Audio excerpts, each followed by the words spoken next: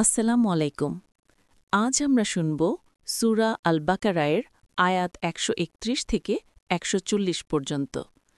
এই আয়াতগুলোয় আল্লাহ তাআলা নবী ইব্রাহিম আলাইসাল্লামের পূর্ণ আত্মসমর্পণ, তাঁর বংশধরদের প্রতি উপদেশ এবং প্রকৃত ইসলাম কি তার বাস্তব চিত্র তুলে ধরেছেন। চলুন মনোযোগ সহকারে শুনি আল্লাহ এই অনুপ্রেরণামূলক বাণীগুলো।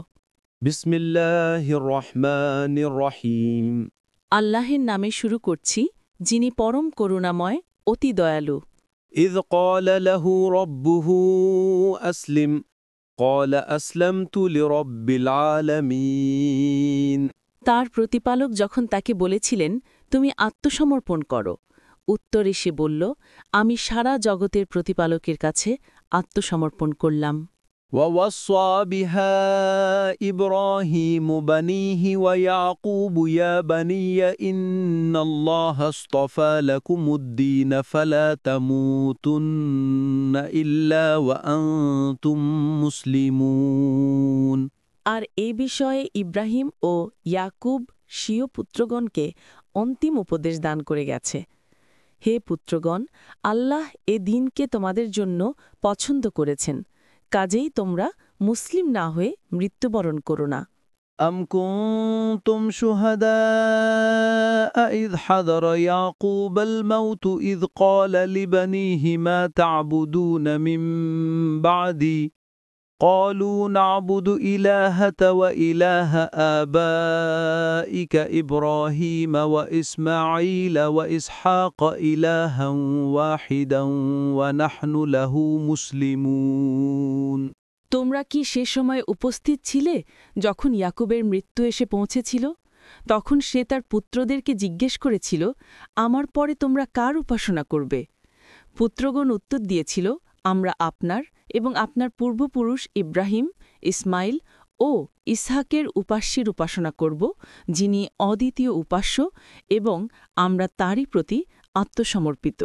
تلك أمة قد خلت لها ما كسبت ولكم ما كسبتم ولا تسألون عما كانوا يعملون।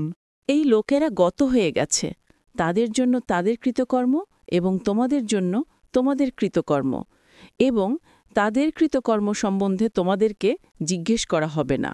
وقالوا كونوا هودا أو نصارى تهتدوا قل بل ملة إبراهيم حنيفا وما كان من المشركين।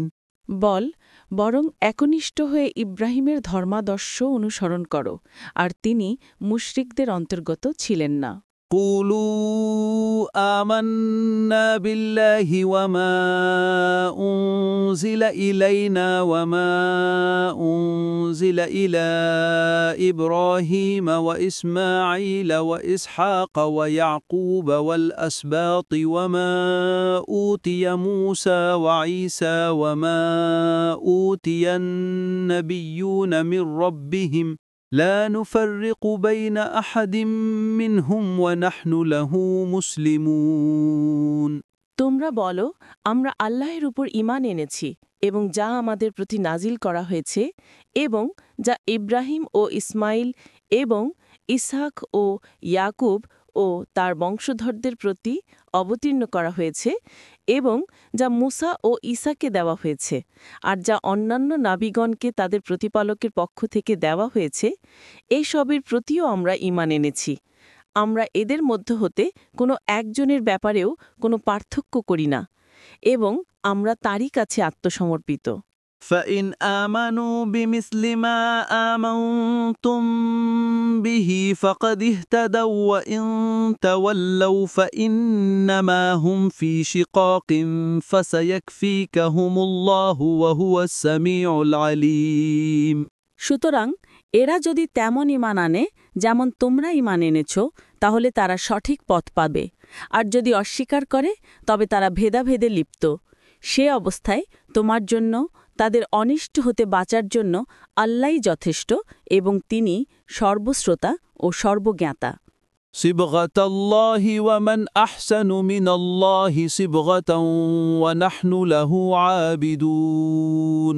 আমাদের দিন আল্লাহের রঙে রঞ্জিত এবং আল্লাহের রং অপেক্ষা আর কার রং উত্তম হবে এবং আমরা তারই ইবাদতকারী। قل أتحاجوننا في الله وهو ربنا وربكم ولنا أعمالنا ولكم أعمالكم ونحن له مخلصون বলুন, তোমরা কি আমাদের সাথে আল্লাহ সম্পর্কে বিতর্ক করছ, অথচ তিনি আমাদের পালনকর্তা এবং তোমাদের পালনকর্তা।